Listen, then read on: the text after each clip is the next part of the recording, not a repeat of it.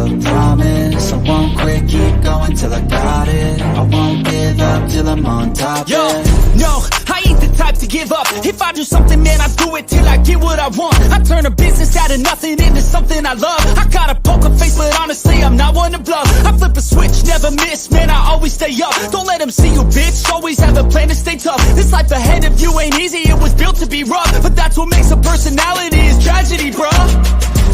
So keep your head on your shoulders. Now we ain't out here moving rocks, we out here moving. Yo, what is up? It's me, it's Key, and we're back. We're in the building with another episode of a 7,200-second podcast. And I got my guy, as always, Coach Donte is in the building. Coach, what's going on, man? What's going on? How y'all doing today? 7,200 seconds is back, the 54th episode. Happy, ready, excited to get into it. Oh, man, where do we begin? And, of course, my wife I want to be recorded and go in and out today. I say we're going to get into with last night's games of the NBA playoffs. We had Philadelphia 76ers going up against the Brooklyn Nets, and we had some interesting turning of events out there in Sacramento with the Warriors. But last night, the 76ers gets the win, go up 2-0 against the Nets. They win 96-84. Tyrese Maxey took the lead in this. He was 6 for 3, 6 from 13 from 3, 33 points. James Harden didn't have a good shooting night, but Tobias Harris and Embiid stepped up with 20 points each, and Joel had 19 rebounds. Talk about this game and the Sixers turning it around, because the first half they look horrible. Yeah, first half, like we was talking about on the morning show, they had no idea how to guard Cameron Johnson. Cameron Johnson was getting anything he wanted in the first half of the ball game. He made every shot that he wanted to in the ball game in the first half.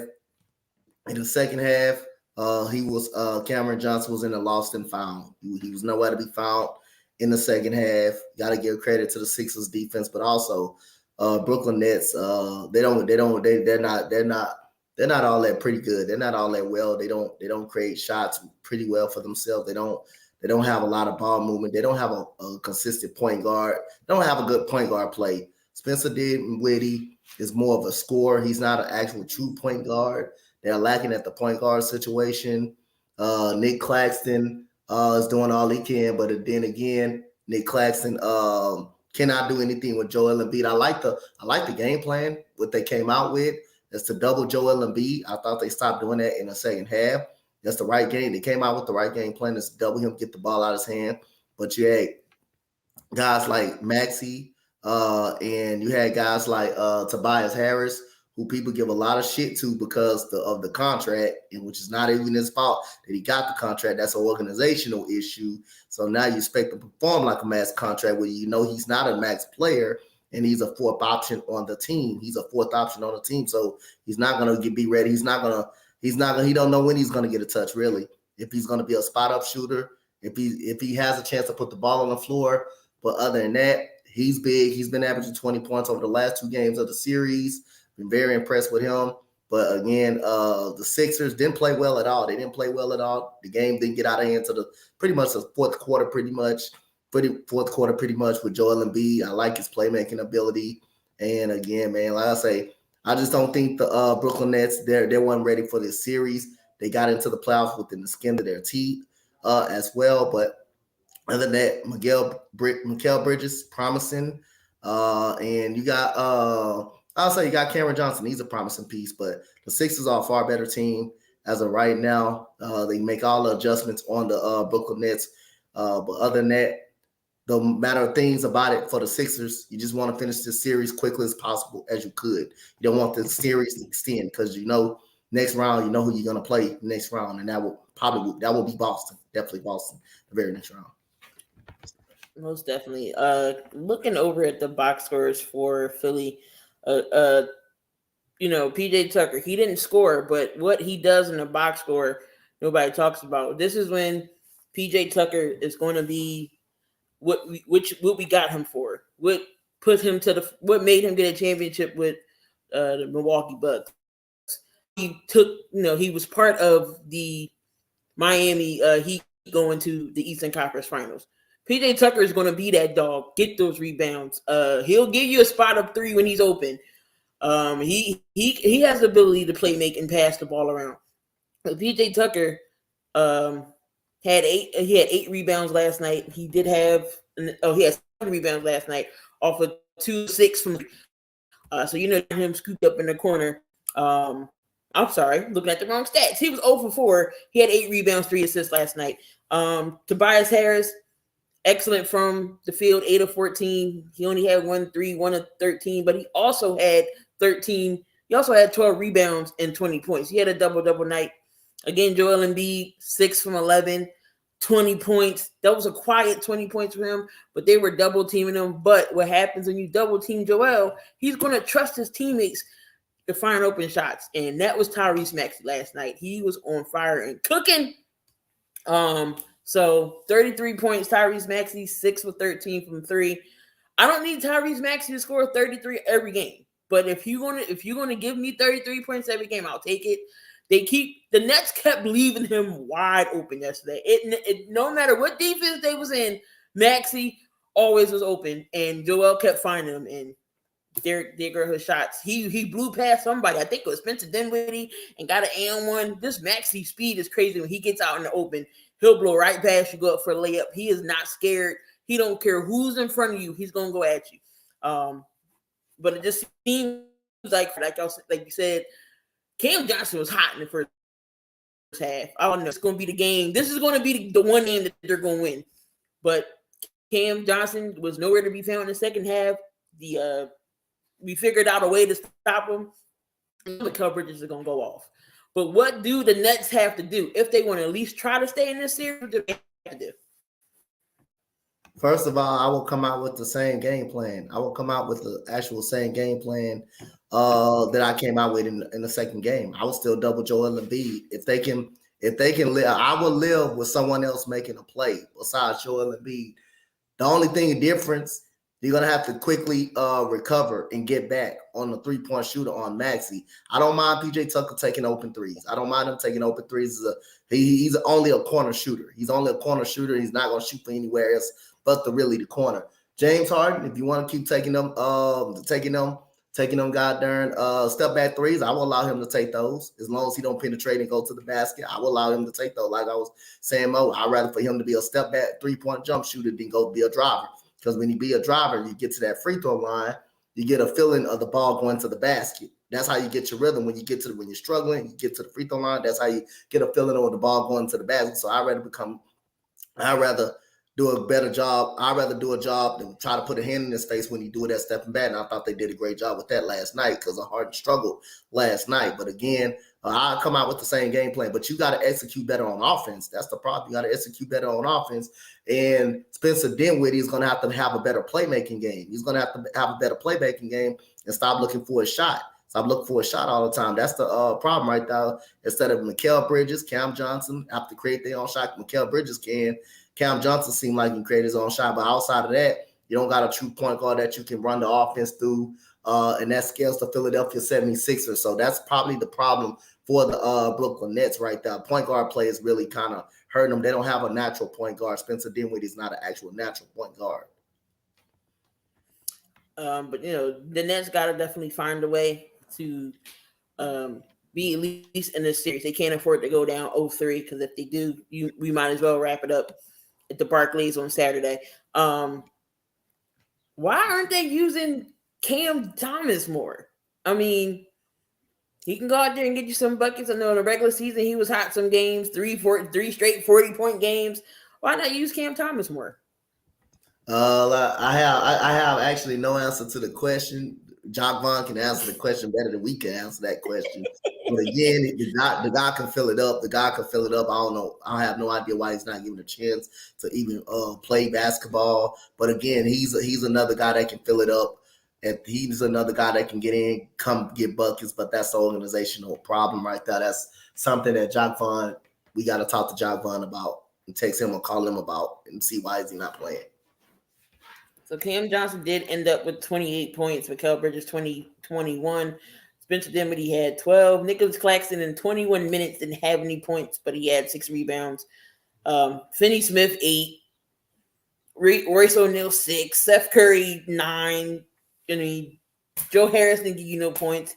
I don't know what to say about the Nets. I mean, they didn't use Patty Mills. Cam Thomas didn't even get in the game at all. Ryan Noby didn't even play. So yeah, it's up to Jock Vaughn and the Nets to figure out what they're going to do against the Sixers. Because if they keep doing this route, it's going to be a sweep.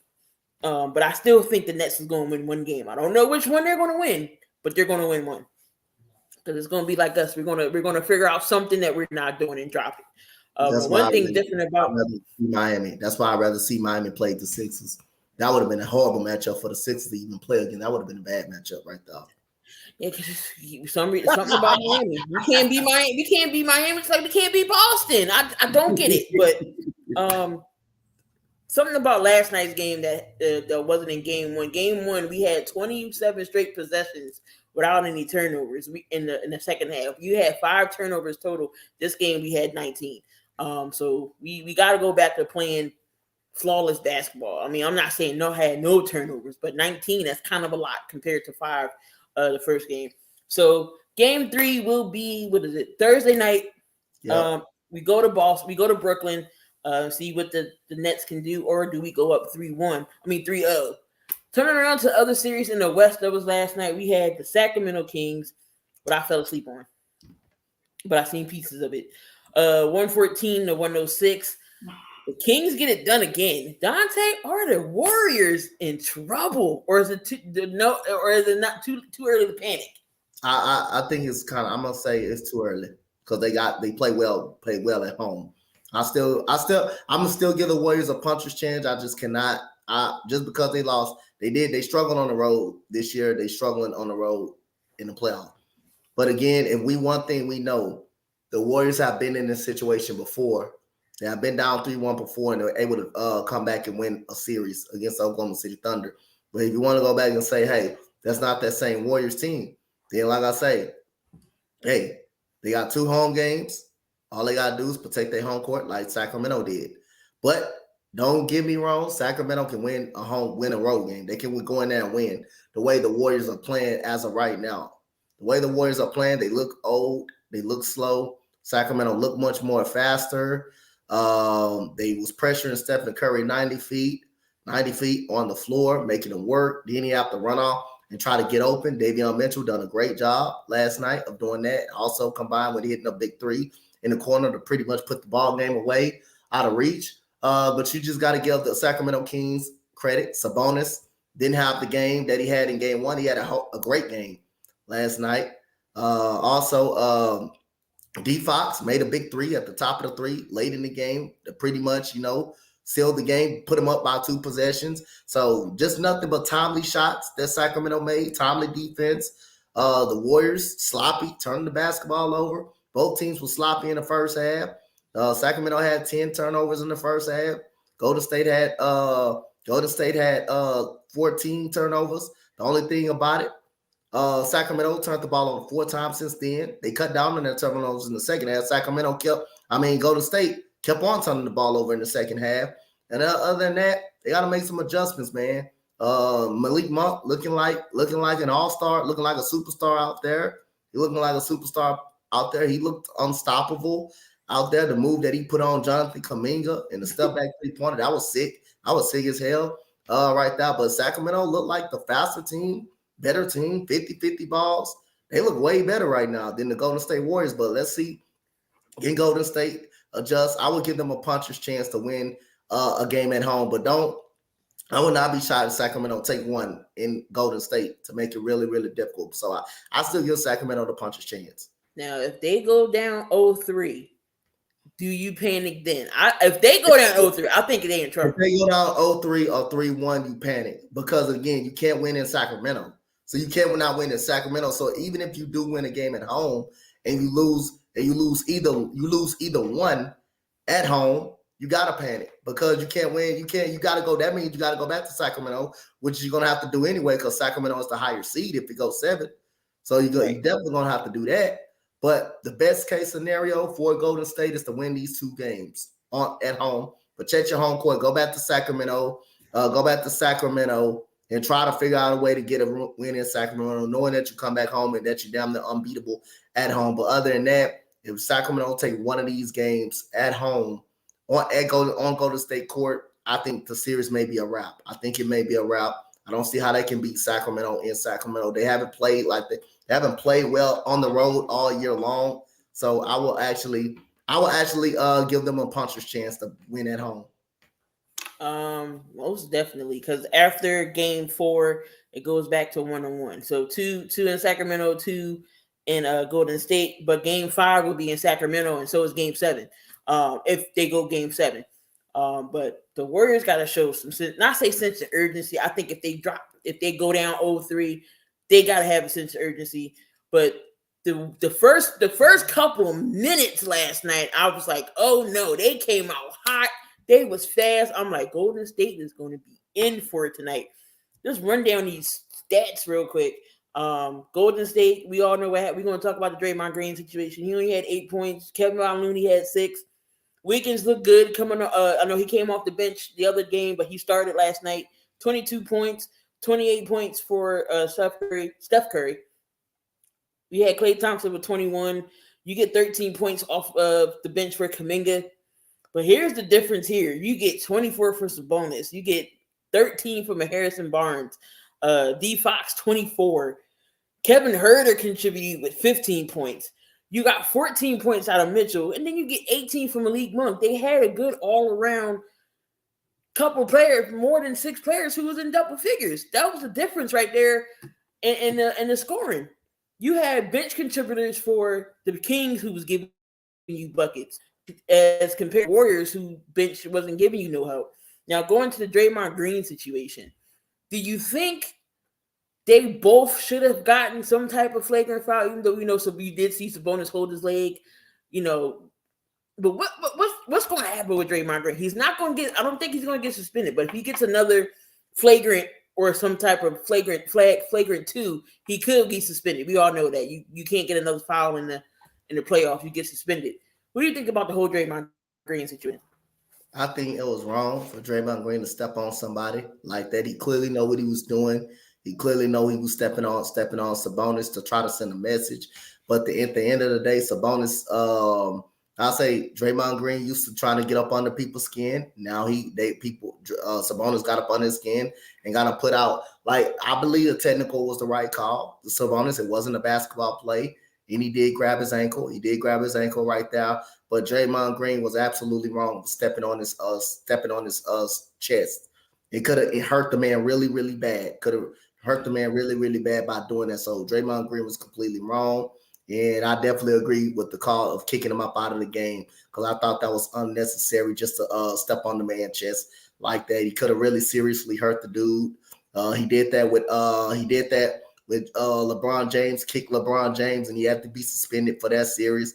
And a lot of people say the only reason they lost was Draymond Green. What happened to the other 3? What happened to the other 3 games when he was available? He was that other 3 games when they lost. So if he was to get suspended and they lose game 3, again, what's going to be the excuse? Draymond Green was out. Okay, what happened to other games that he was in? And he wasn't he was a factor, but he wasn't a factor for them enough to win games. But other than that, I thought it was the right call. I thought Draymond Green definitely handled the situation wrong.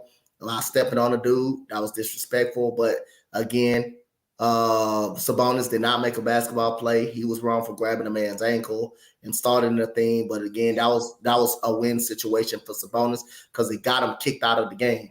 It got him kicked out of the game and got in Draymond Green's head. So other than that, no matter how much we think Draymond Green is a dirty player, and that was a dirty play right there by putting your foot up on a man like that, and he's still valuable to Golden State. He gets other guys shots. He gets Curry shots coming off those screens. He gets Klay Thompson shots. He's a good passer. He's a great defender. So no matter how dirty we value him, and I think he's a dirty player, but other than that, he's still valuable to how Golden State plays, and a big part of the offense, how Golden State plays. So again, unfortunate, but I thought Draymond Green crossed the line right there, but not holding and also holding Sabonis accountable for starting to play and grabbing his leg, because he also could have twisted Draymond's ankle, but Draymond went a little bit too far by stepping on the guy. And he knew the guy was right there. He knew the guy was right there. You can't tell me you didn't know where you was stepping in. You definitely knew you stepping in. That reminds me of Albert Hainzer. Remember he stepped on a guy. That's what that made. That's what that made me think of.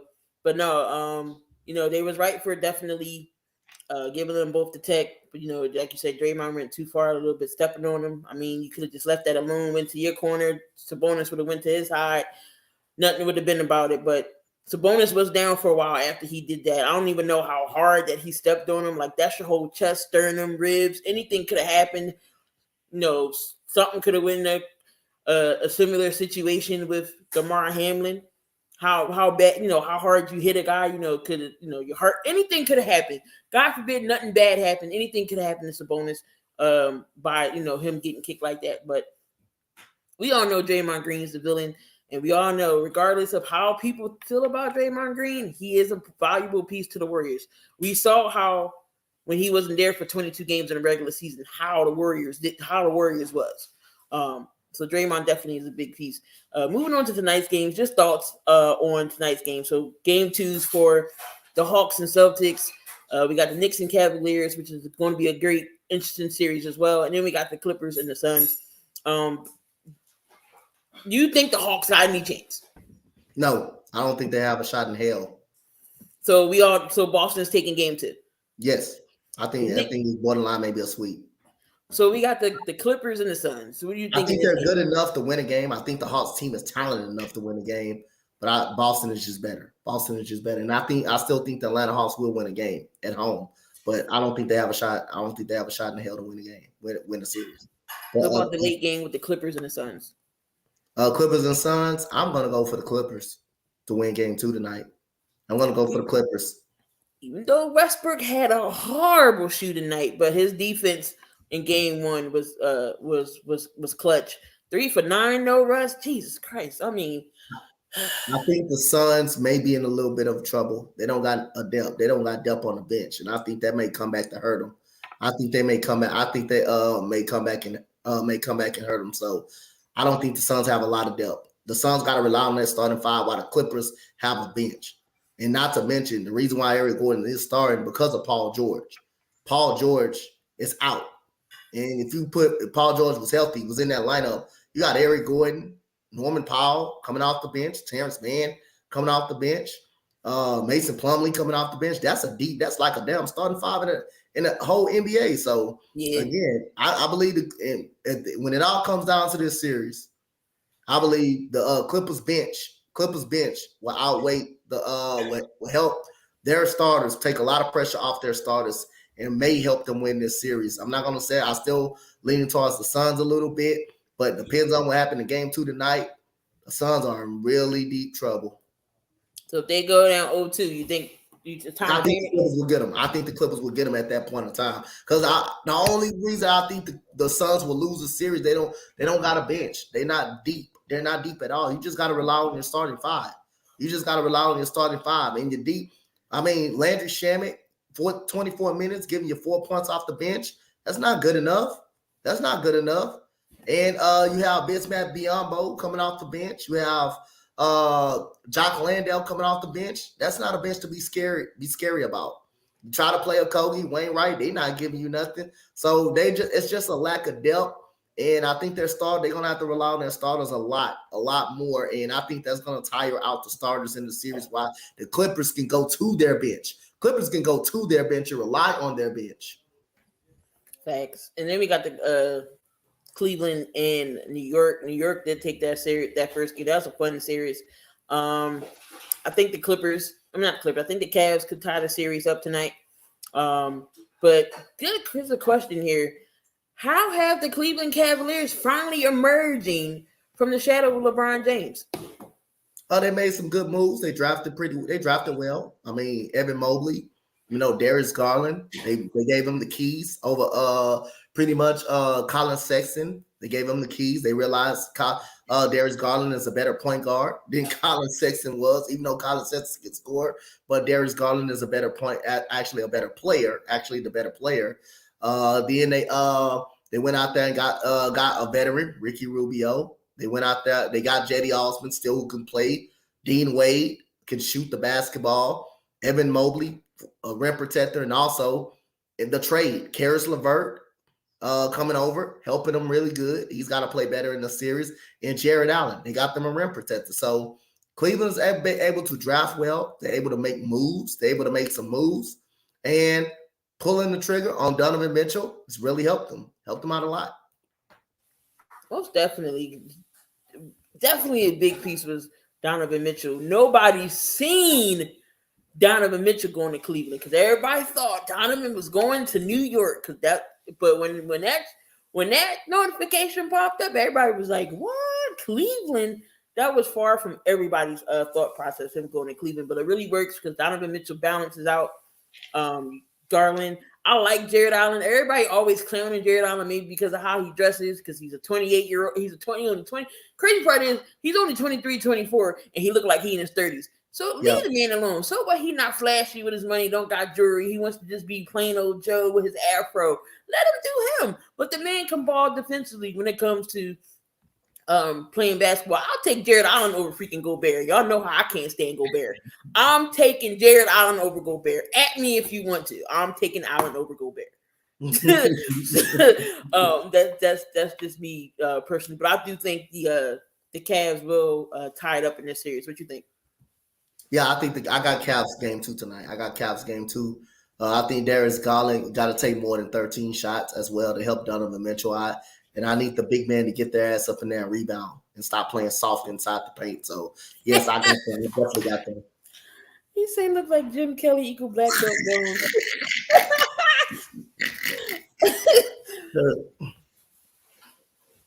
Yeah, he's only 23, 24. He's not, y'all, like, he looks like he could be 30. He's still a young dude. He's not even over 25 yet, I don't believe. That's the crazy part. And I know the Nets is kicking themselves in the head for letting him get traded. Or letting Andre Drummond go. I mean, Andre Drummond can't, he may not be able to score it, but that boy is a rebounding machine. He can at least get you 20 points. 20 rebounds a game. Before we move on to some other things, Coach, you got your list. Who is on the list today? Who will be number one today? So, who's on the number one list? Y'all about to find out. This is a playoff edition, NBA playoff tradition right here. Last time I did an all NCAA, women's and men's.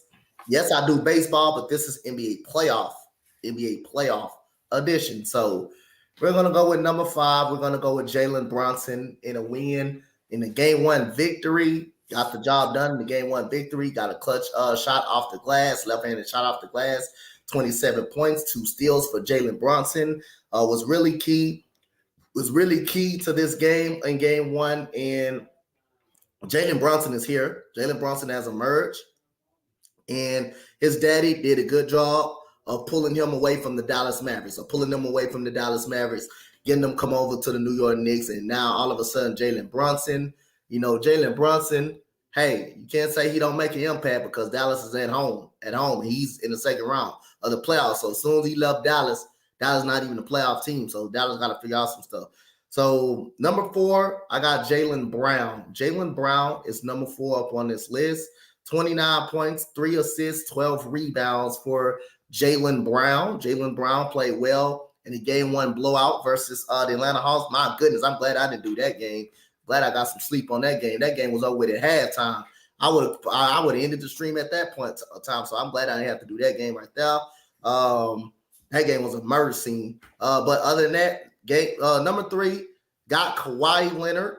Kawhi Leonard was hot in the second half of that Clippers game and that Phoenix Suns game. Definitely came out and outplayed Kevin Durant, outplayed the whole Phoenix Suns squad.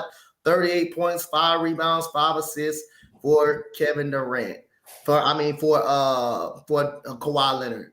Number 2, keep telling y'all about this goddamn dude. He's an all-star in the regular season. In the playoffs, this dude turned into an all-world player and a superstar. Jimmy Butler, number 2 on my list, 35 points, 11 assists, 5 rebounds, 3 steals for Jimmy Butler. The man turns into I don't know what he turns. He turns into a got there. You know what? I hate to throw this up, but he turned into Rama Valdez against the Phillies in the playoffs. In the playoffs. When he get into the playoffs, that's what he turned in. He turns into a superstar in the playoffs. Literally, he's an all-star and an all-defensive player in the NBA in the regular season. Yes, you crapped on you talk about them. The reason why I'm so high on Miami, because again, they play well. They are built to play in the playoffs. They might not win the series again. They may not win it. But again, they're going to make life hard for the Milwaukee Bucks. They're going to be a tough out. And like I said, Philadelphia ought to be glad they avoided Miami. They ought to be glad they did that part right there. But other than that, Jimmy Butler is number 2. And number 1, I got D Fox, game number 1 when they beat game number 1 victory over the Golden State Warriors. And you got De'Aaron Fox, 38 points, 5 assists, 3 steals. Was big, huge in game number 1. Was big in the fourth quarter in game number 2. In honorable mention, I got Anthony Davis, honorable mention, 22.7 goddamn blocks and 12 rebounds. He had a block party and then nobody to the damn barbecue. I was invited to the party. I could have brought some drinks or something like that. Or some brewskis. But D Fox, first time on the coaches list. Yep, D Fox. Shout out to De'Aaron Fox. He's on from the coaches list. So Can't wait to see who's on next week's list. Yep. Since we're not going to be on for Wednesday, we got games 2 of the rest of the playoffs. We got the Grizzlies and the Lakers. Now, come to find John Morant, he aggravates some tissue in his hand, and he is a game time decision. Does John Morant play? Or if he does not play, is this series over? If he don't play in the series, I think the Lakers beat him. If he don't play in the series. If he don't play in the series, I believe the Lakers take control of this series. And I believe they win. I believe as of right now, I believe they win game 2. So, like I say, if John Morant doesn't play, I feel like he's going to play again in the playoffs. I just feel like he's going to play again. I feel like they're doing everything they could to make him healthy, to get him healthy. But again, I believe the Lakers will take over the series if he doesn't play. Now, I believe Memphis can beat them. I believe Memphis can beat the Lakers without John Morant because they show the ability to do it. You got one of the top point guards, 6-man point guards in the league, and Tyus Jones, for us not turning the ball over and for us taking a high percentage of shots. So he's good enough. He should be a starting caliber point guard. If he was anywhere else, he'd probably be a starting caliber point guard with his efficiency and his ability to be a true point guard. So I believe Memphis still can beat them without John Morant, but I don't think they won't. I think they need John Morant to win a championship. I mean, I like the role players for Memphis. You got David Roddy when he's good. What's the other dude name? I can't pronounce. I forget his name. I forget his name that I can't pronounce. He played for Memphis? Yeah, hold on. I'm about to go to him right now. What's his number? Oh no, you know who I'm thinking about? I'm thinking about Aladama. Adama. Yeah. When he's hot, he can go off. I like David Roddy. When he's hot, he can go off. Contract can give you a few points. Luke Kennard can come in and start shooting threes. Dylan Brooks, when he's not trolling, and he can give you some good quality buckets. Tillman, well, we know that he's there for defensive purposes, but defensive player of the year goes to Derek Jackson Jr. and it balls out when he could defend. He can put buckets. Yep. He can score you buckets. And of course, you got Desmond Bane. When he's not in foul trouble, he can definitely go off. So this team definitely can win without John Morant. It's just, can they against a dominant Lakers team, especially if Anthony Davis is in the paint getting buckets like he did, 7 blocks. If LeBron is in his bag, what if Huchimara goes off again? Reeves goes off again. It's going to be very hard to stop a Lakers offense as dominant as they were the first game, especially if Rui and Austin Reeves go off again, you can forget it. Even if John Morant plays, I think he's not going to be the same because his hand is going to be bothering him. I'm going to take the Lakers here to win game 2. Yep, I got the Lakers winning game 2. See, Austin Reeves has got me as a fan. Scott Foster reffing the game tonight. That's bad money when it's with him and Chris Paul, because it seems like he can't win when Scott Foster's reffing. That's crazy. It's a crazy stat.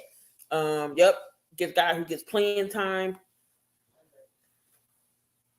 and Khan thinks the Lakers going to win as well. All right, so then we got the Heat and the Bucks. The Bucks did go 0-1. Miami did take that opening game. Giannis did go out with a back injury. But I think he's a game time decision too. I think the x-rays were negative. So do you think Giannis plays? Yes, I think he plays, and I think the Bucks win game 2. Chris Middleton definitely stepped up when he left. We was missing Middleton last year in the playoffs. But Middleton took the brunt of the load. He had 33 points. He was 12 of 20 from the field.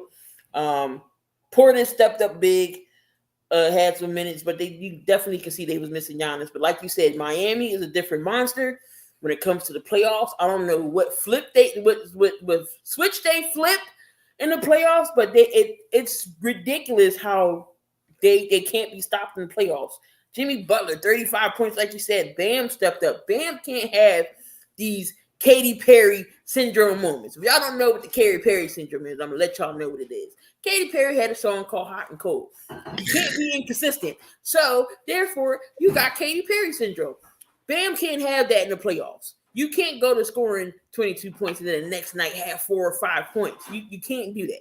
So, Bam has to be consistent. Tyler Hero's going to be out at least to the finals if they make it to the finals. He broke his hand. So now you don't have Tyler Hero. But who do they insert in the lineup? The $1 Million Man and Duncan Robinson. Why not have him play? You paid them to. Let him get them minutes. Yep. So Duncan Robinson probably is going to be inserted into the lineup. You got Max Strus, who's another Katy Perry syndrome player, who's hot and cold one day. One game he can go off, the next he's inconsistent. So if Miami definitely wants to win another series, these role players has to come to play. Giannis, I'm sure he'll play, but we don't know how much impact his back is going to be on. Will he be his dominant like self? Only time will tell. But I'm gonna give the series. I'm gonna give the series to the Bucks tomorrow night. I think they tied up 1-1. Brett is your Milwaukee fan. He said they always come out flat game 1. Not worried. They are not going to shoot 60% from 3 every game. Brett, who they want fired after game 1? Who they want fired after game 1? Who they talking about firing after game 1?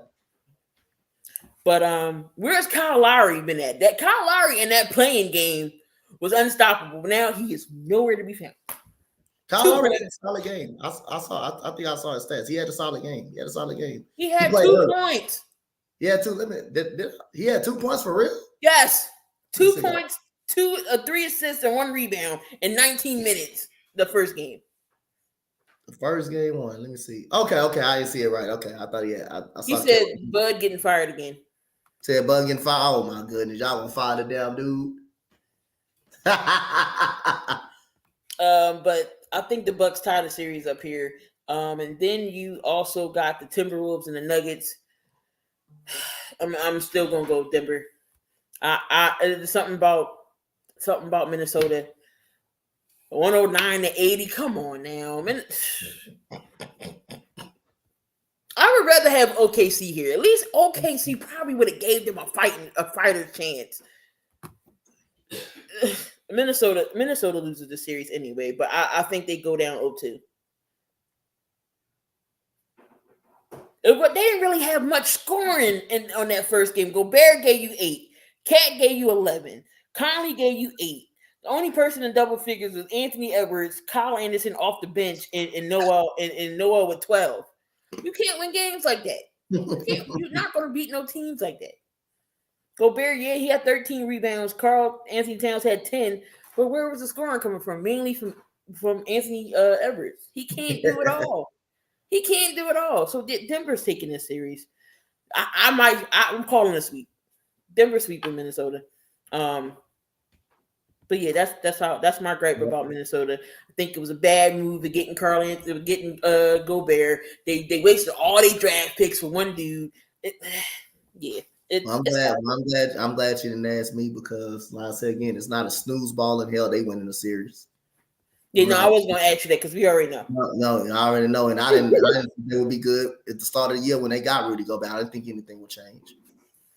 You see Anthony Edwards when they got Gobert, he was like, oh, like in his head, it was like we really. Anytime they get a guard, anytime they get somebody like a superstar caliber, don't you realize they make the playoffs? But with Karl-Anthony Towns, as good as he is, they don't have no type of progress at all. They always miss the playoffs. But when they get a generational talent like an Anthony Edwards or Jimmy Butler, things have changed, and all of a sudden Jimmy Butler leaves, the team gets up out of the playoffs for the next 2 years, and then Anthony Edwards gets drafted. His second year, they in the playoffs. Then they're in the playoff. They're in the actual playoff. Then they go to the play-in tournament. They go to the play-in tournament. They win that one because of Patrick Beverley. They trade them guys away. Then all of a sudden they get Rudy Gobert.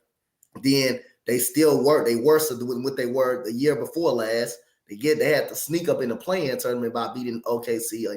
Beating OKC. Then you come out and you about to get wiped out the face of the earth because your superstar Karl-Anthony Towns just decides to take every single playoff night out. Decides to say, hey, I ain't gotta play. It's just sad. Like I feel bad for Minnesota fans. You know, Jimmy Butler leaves. Kevin Garnett leaves. You know, KG was a Timberwolves forever until, you know, things got hard. He went to win the championship. What happens? Boom, he's in Boston. They get the championship. So I mean, Jesus Christ, what Damian said. OKC barely beat the Pelicans. They still wouldn't have. I'm not disputing that. They still wouldn't have a chance against Denver, but they would put on a better performance than Minnesota. That's all I said. They would put a better performance than Minnesota. So Zach Edey is declaring for the draft, but he's able to keep his eligibility, so he's going to be in the draft. What's going on, Burn? So he's going to be in the draft. Any more draft news out of the Eddie's going in? Let me see. So UConn's Jackson is going to test the waters. Andre Jackson, he's going to test the NBA draft waters. So he's going to declare. Let's see who else. Isaiah Wong, he's entering the draft for Miami. So we're going to get some good quality guys entering the NBA draft. So, of course, you know, we're going to be talking NBA draft.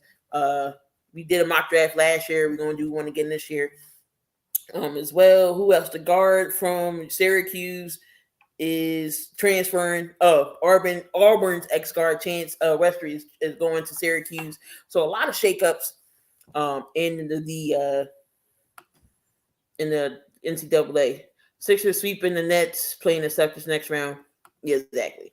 Oh, that was my other question. So, Coach, seeing the Sixers, I know, play how they're playing now, with, you know, everybody getting involved, it's a lot of team ball. Even the bench is starting to come alive a little bit. Because you did see House, you did see McDaniels yesterday playing good defense in the perimeter, something we haven't really had.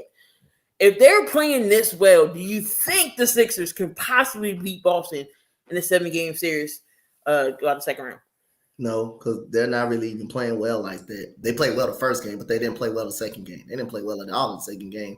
Actually, Tyrese Maxey got hot and hit 3-pointers, and I believe Brooklyn just ain't a good team, ain't a better team than the Sixers. So I believe they play the way they played. I don't believe they beat Boston. I don't think the Sixers are playing that well. I just think the Nets are that bad in the series. That's all. I just think they're that bad. They don't got enough scoring. They don't got enough firepower. But like I say, other than that, I don't think the Sixers are beating the Celtics if they keep playing the way they play. I don't think they're beating them. I believe the Celtics they can counteract anything that the Sixers will be able to do. They got way better players. They got better shooting. They got better defensive players. They know how to guard up. They know how to play. All right, so that was the end of the NBA. We definitely move over to the NFL. We got some news out of the NFL yesterday. Jalen Hurts finally gets paid $250 million for 5 years, 179 of that guaranteed. And Harry Roseman is the magician that he is with the years with the cap. It is amazing. And Jalen has a no trade clause, and that's the first time in history anybody ever done that for the Eagles. He finagled the cap so well for the next upcoming years that if the Eagles wanted to possibly bring in another superstar, some talent around Jalen Hurts, they could do so. Shout out to Harry Roseman. I told y'all, if however it was to go to the dealership, even though I did go to the dealership without him because I did get a new whip, but he probably would have brought the price down just a little bit more to what I had. But what do you think about Jalen Hurts finally getting the bag? I think Jalen Hurts getting the bag. I like it. I like the bag that he's got. He's definitely proved that he's worth it. He's definitely proved that he's worth it. But other than that, like his leadership, like the way he improved, like the way he does improve. He proved his passing, but like I say, the weapons kind of helped that out with AJ Brown, helped that out a little bit. But then again, like I say, man was going to be an MVP candidate. So again, just got to give Jalen Hurts credit for what credit due. Just got to give him credit due. He deserves the bag. And we'll see what he do in the next offseason. Now, like I say, next year, a lot of pressure going to be on him because he's going to be the highest paid, quarterback in the league. And, he's just a lot of pressure is going to be on him. And people will be watching him now that he got that money next year. A lot of people's going to be watching him more than ever. But for him to come in, not to play right away, but then he gets a shot at the end of the season and have a shootout with Arizona and almost beat Green Bay. Then he comes back, makes the playoffs. When it was supposed to be in a rebuilding year, then to come back, lead the team to the Super Bowl. Just got to give him credit for it. Yeah, most definitely. And he also did have ankle surgery today, but he's going to be fine going into regular season training camp. He's going to be good. No need to worry. But also in that deal, he's still going to be playing off of his last year of his rookie salary before he moves into the new deal. Whatever Harry Roseman did, I'm telling you, the man's a genius. We're going to break it down because here's how it's broken down. So Jalen Hurts, salary cap numbers for the next 4 seasons after yesterday's $255 million extension. So for 2023, $6.15 million for the year 2023. 2024, 13.66. Year 25, 21.77. And 2026, 31.77. What? That's a good team-friendly deal. Again, if the Eagles wanted to have pieces, they can get around them. They can without hurting their cap. I don't know what type of math or Harry Roseman did in college when it comes to numbers, but the man's a genius. I'm sorry. The man's a genius when it comes to contracts, getting guys that's not really hurting the cap, like a Rashad Penny. God forbid if something happened to Penny this season. We all know he's injury prone and hasn't really been healthy a full season. He was only $1 million for 1 year. It's not hurting us if he loses, if he gets hurt or whatever. It's not going to hurt us at all. It's only $1 million for 1 year. So it's not hurting anything compared to as if Bradbury gets hurt, knock on wood. We just signed him to a good deal. So it's not going to be a big difference. And those guys that we lost and they got bigger contracts like a Miles Sanders or a Hargrave, we already have pieces in places for those guys that we missed, that we lost. So Harry Roseman I still believe he got something up his sleeve. Donte, if he pulls a Buda Baker, I'm going to lose. I'm going to lose it. Because Howie would be the guy to bring in a Buda Baker, knowing we need the safety and knowing Buda Baker don't want to be in Arizona. It's going to be a done deal if that happens. And Buda Baker already said he likes Nick Sirianni. Some things are stirring up. So that would be crazy if Howie did pull that trigger somehow, maybe on draft day. Who knows? We've seen crazier things. We've seen AJ Brown on draft day. Didn't see that coming. We've seen Harry Roseman do some crazy things to make this team better. He was on my poop list for a very long time, but he sensed me coming because I live 10 minutes from Lincoln Financial. I will go down there. Also, we had some moves for Kenny Pickett and the Pittsburgh Steelers. They got himself a receiver. You got Kenny Pickett, you got DeAndre Johnson, and you got George Pickens. Now Allen Robinson, add him to the mix, and they got him for a dang on cheap Will Smith CD and some M&Ms, the fun size that you get to Halloween, the kids basket. That's how cheap they got that deal for. How big is this getting Allen Robinson to Pittsburgh, knowing he wasn't really, if his name wasn't Cooper Kupp, so that's why he wouldn't get thrown to down there with the Rams. What do you think about this move?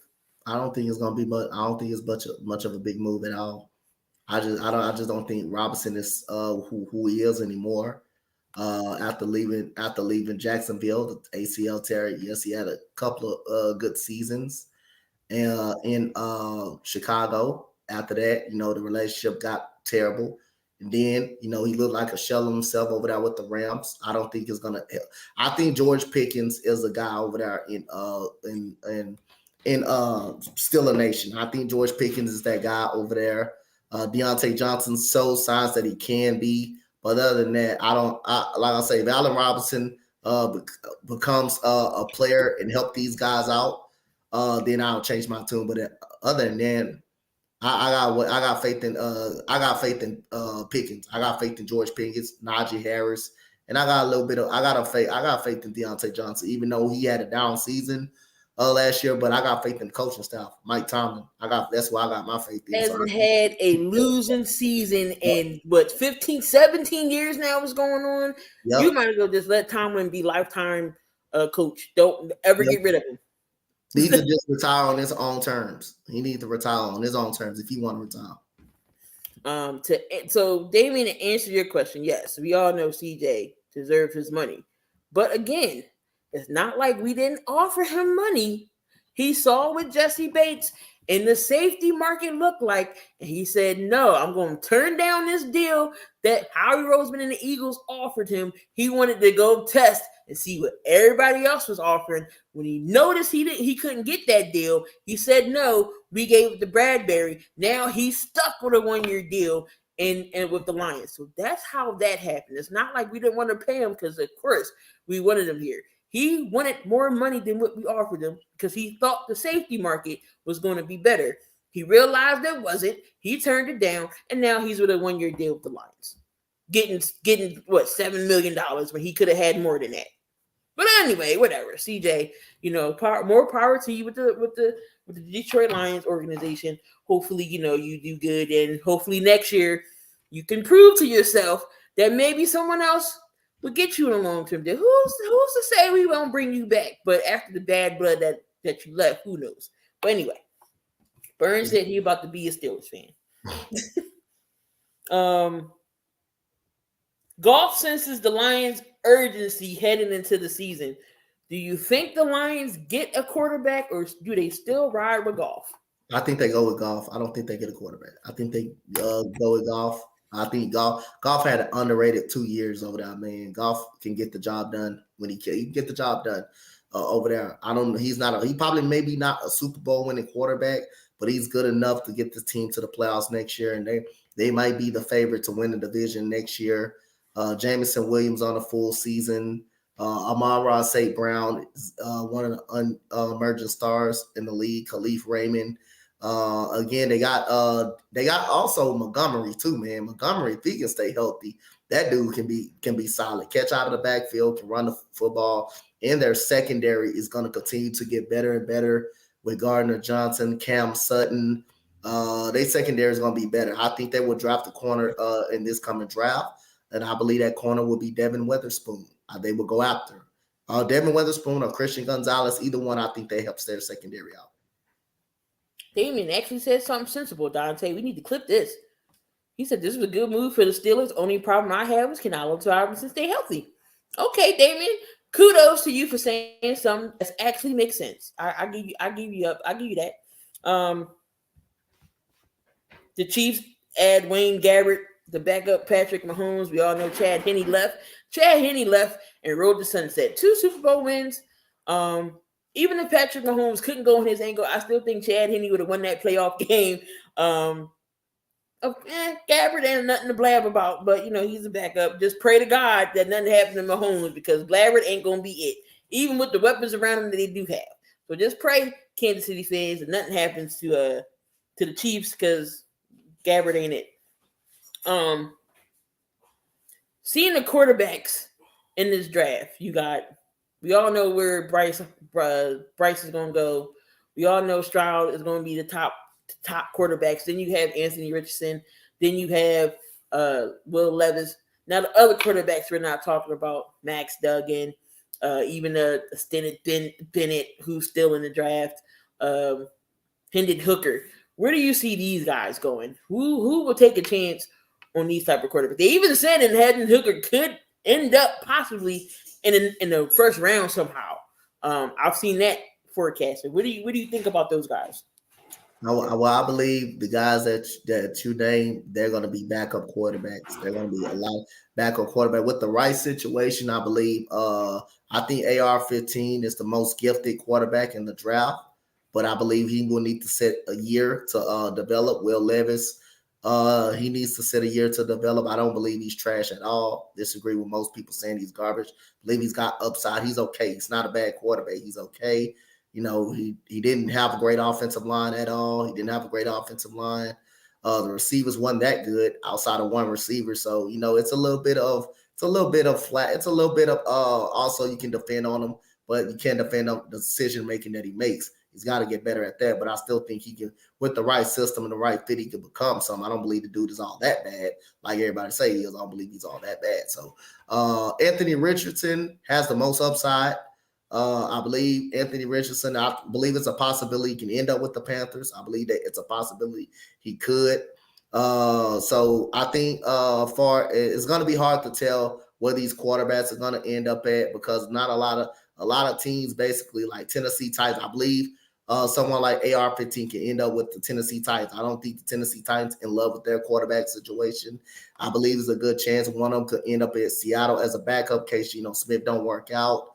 I believe, like I said, it's just a lot of things. It's hard to tell where these quarterbacks going to go, but I know two situations a quarterback can end up in. It's Tennessee and Seattle. Tennessee and Seattle. You just saying for basically Stetson Bennett and Matt Duggan them. I believe the Raiders can get a quarterback. I believe the Raiders can get a backup quarterback as well.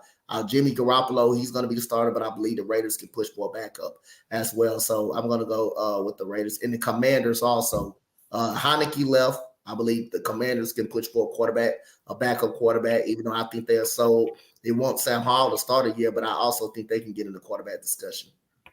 So now that Jalen Hurts got this contract, what does that mean for Lamar Jackson? Does Lamar just need to – it's been rumored that the Ravens have offered him $200 million guaranteed. Again, we all know Lamar don't have no agent. And we was messing around in the group chat saying Lamar need to go hire and get Nicole's go out and get Nicole, Jalen Hurts' agent, knowing all the stuff that she does. What does this mean for Lamar Jackson? Like, what are they doing? Is they waiting for Lamar? Is the Ravens even offering Lamar? Or are they just playing around? Is Lamar want to stay with Baltimore? Like, is that a standstill? Will we see Lamar Jackson in a Ravens uniform this year? Like, I'm over this. What's going to happen next? I believe the Ravens will somehow try to keep Lamar Jackson. They will somehow try to keep Lamar Jackson entertaining, keeping him. I believe, you know what? They got Odell Beckham, and I believe Lamar Jackson actually has some say-so of who he want the Ravens to go get. If they get I'm going to tell you this. If they somehow can pull off a DeAndre Hopkins trade, I believe Lamar will sign back. I believe he will consider signing back. I believe he would do it. But other than that, I still think the foot is in the door for the Ravens. I don't think they're up out of the deal yet. I think they're going to, if Lamar gets an agent, I believe they'll figure out how to get the job done. So I believe it's a slight puncher's chance that he stays there. I believe it's still very much realistic that he can stay there. I believe he loves Baltimore. I believe he wants to be there. But Baltimore, I'm not going to say they don't have no faith in him because obviously they tried to offer him several times and he didn't take it. So again, other than that, I believe one more move will solidify him being there. I think it's still wide open, though. He's waiting on his options. You know what I'm over to? But besides that, Lamar does need to figure out something. Either you're going to stay or you're going to go. but no teams is biting for him either. So that's an issue too. They're scared of him being hurt to playoff time when they need him. 2 years in a row now, Baltimore's been in the playoffs and he hasn't been there. So do I think the Lamar Jackson needs to get paid? Of course I do. But Lamar needs to come up with what he wants. He's not going to get this Deshaun Watson type of deal. That's done and over with. The Ravens should have gave him that type of deal after he won his MVP season. That's when they should have gave him that money. But you wait too long, and now we in this standstill. We don't know what Lamar's going to do. Speaking of quarterbacks, what are the Jets' backup plan if they don't score Aaron Rodgers? I think they're going to get him during the draft day. I think they're going to get him. I think they're going to actually get him during the draft day. So other than that, I think if they don't get him their backup plan, I think they need to draft a quarterback. But they need to figure that out. They need to figure it out that sooner or later because the draft is coming. So they need to figure that out sooner or later. I think something's going to go down in the draft. It's going to happen in the draft. I think the trade will possibly be done at the draft, in the draft scenario. Definitely we'll see what's coming, but the Jets need to figure out something. Lamar wants that 230. He want that 230 guaranteed. He's not going to get that. He's not getting that 230 guaranteed. I'm sorry. He's not. Because what if he gets hurt again? In the playoffs, that's when you need him again. What happens? What happens? I don't. Lamar is just a tricky situation, but we'll see what the Ravens they do on draft day. I'm sure we're gonna see some type of trades go down on draft day, but moving on to the MLB for a little bit.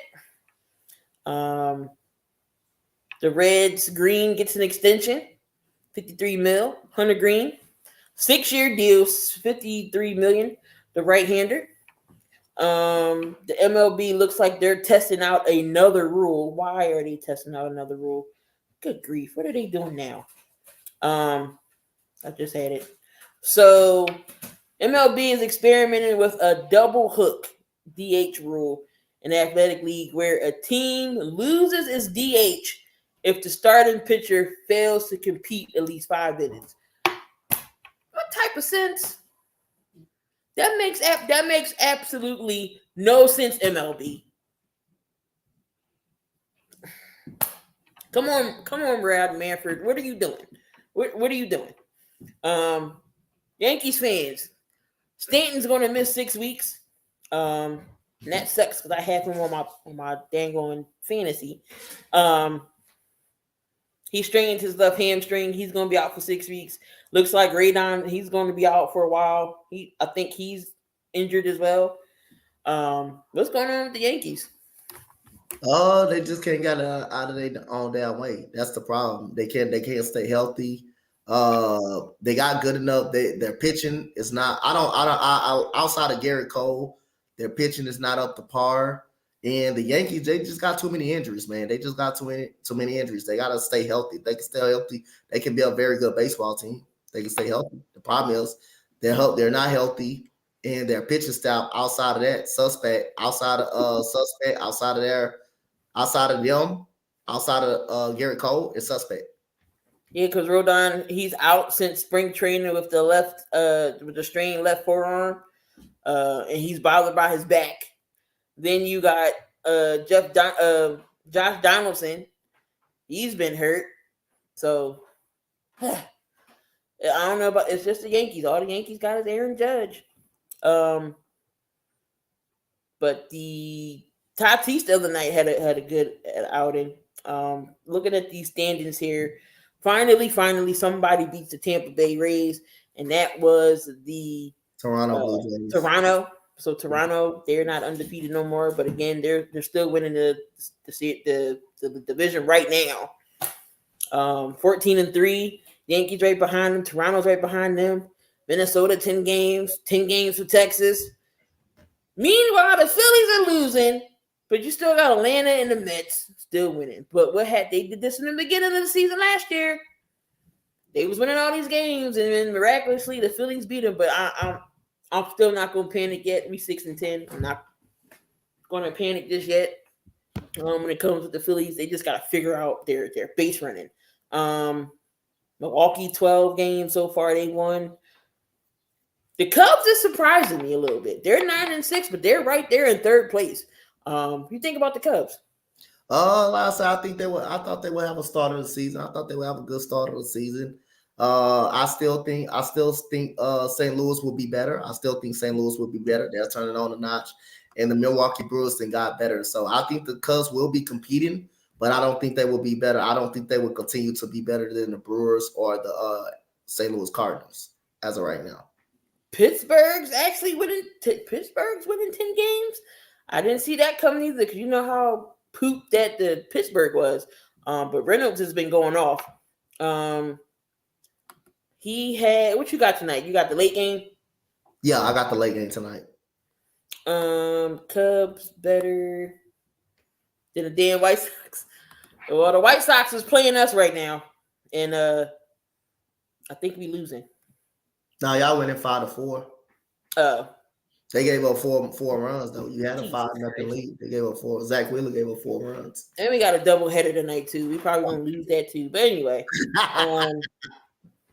yeah, I'm not in a panic about the Phillies just yet. But got the Tigers. Oh, the Tigers beat the Guardians today. They had a doubleheader too, and they're in their second doubleheader. So they're up against the Guardians. Then you got the Marlins and the Giants. You got the Rays and the Reds, Yankees. It's still a lot of baseball left to watch out for. Any other news with the MLB? Oh, Bryce Harper, he's taking some steps to coming back, but it looks like he might play first base when he comes back, only because, our first baseman situation, Rhys Hoskins, he gets hurt for the year ACL, and then Derek Hall, he goes out. He's going to be out for 2 months with a finger or hand issue. Then you bring in Bryce Harper, who hasn't played first base since his college days. I think it'll be a good move. He won't come in playing first base. He'll be DH, and then he'll move to first. What do you think about Harper switching over to first base? Well, it was Garrett. I think that's not a bad move. Getting him out of the outfield where you pretty much won't bump into a wall or nothing, or have to be diving so much for the baseball. They try to make sure he keeps going, he stays healthy by moving to first base. So I'm not mad at the move.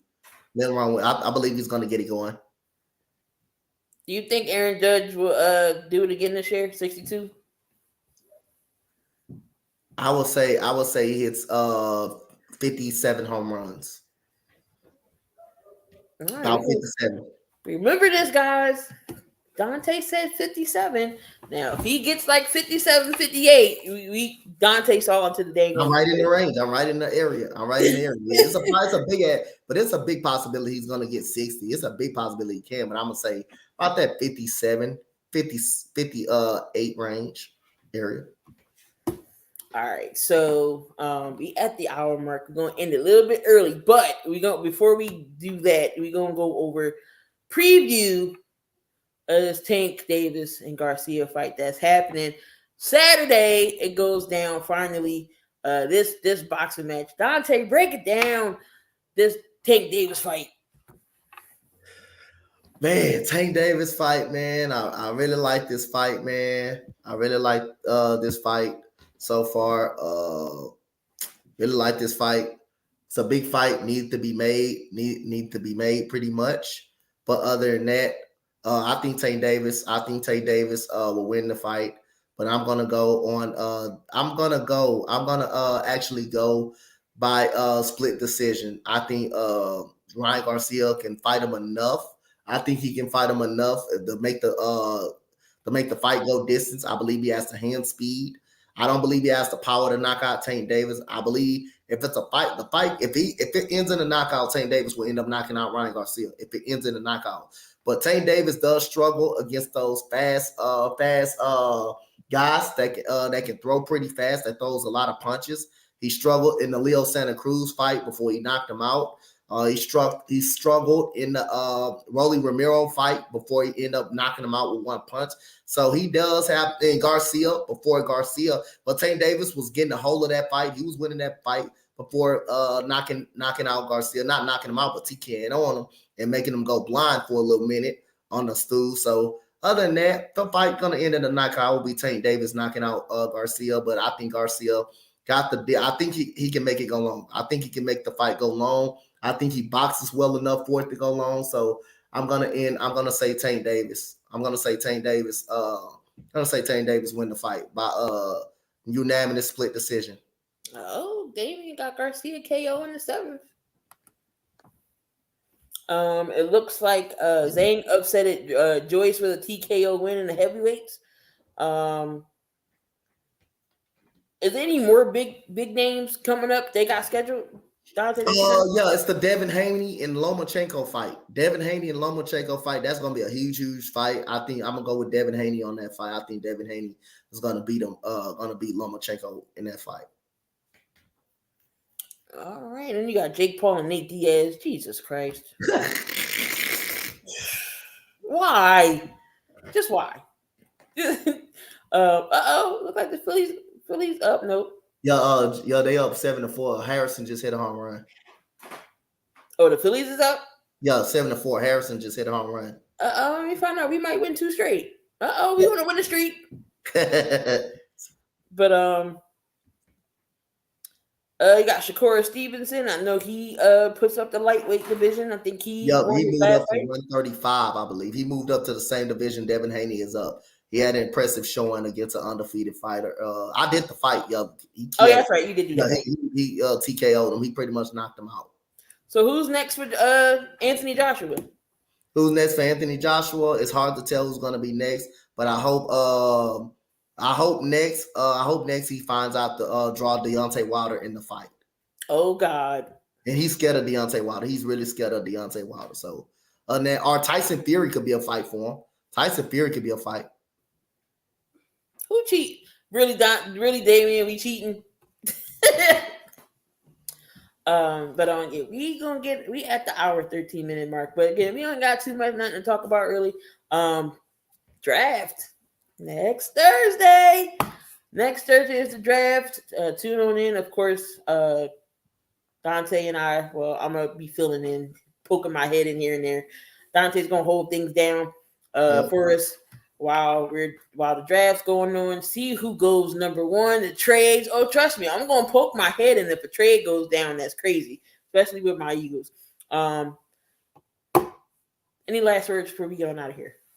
Any last words? Like I say, man, a great show. Make sure everybody tune in to in the nightcap game. Got the Phoenix Suns and the Los Angeles Clippers in the nightcap game. So make sure y'all tune in to that game. So appreciate y'all for coming to the 54th episode of 7200 Seconds with me and Key. Been doing this for a while. So again, we gonna get to that 100 episode, man. We only 46 episodes away, so we straight. Told y'all that the 100th episode is gonna be a jersey giveaway, so make sure everybody tune in for that. Don't care who jersey it is. It could be hockey, it could be basketball, it could be football. Don't care. We're giving it away. But yeah, make sure y'all tune in because we also on the Sports Empire Network as well. Make sure y'all tune in to Coach Donte every morning on the Sports Empire Network for Coffee in the Morning Sports. Holding it down for the morning show as usual. I'm in the comments. Only time I can tune in, that'll probably be my day off. So probably Memorial Day, I might be up there with y'all because I can't be up here during the morning. But if things change, who knows? You might see my face. But anyway, appreciate y'all getting in the chat. I love interacting with y'all. Y'all the fuel that makes us go. Everybody, Damian, Khan, Burn, DLSG, always in the chat. Appreciate y'all, Sajid. Appreciate y'all in the chat. Tune in to, I don't know what's going on the Sports Empire Network today. I don't think they got Tuesday. I don't think they got the big 3 going on. But make sure y'all tune in Thursdays. Sports Corner with the Con Man. Con always having a guest. Him and Mike always break down NBA, whatever they're talking about. Make sure y'all support Con as well. He's on Thursday nights on the Sports Empire Network. So tune in to the Con Man Show. Again, Khan knows his knowledge when it comes to basketball. History knowledge. Pick his brain. Come on into the chat. Make sure y'all support him. We're going to get on out of here. Yeah. Great show, guys. Appreciate y'all. We out of here. See y'all later.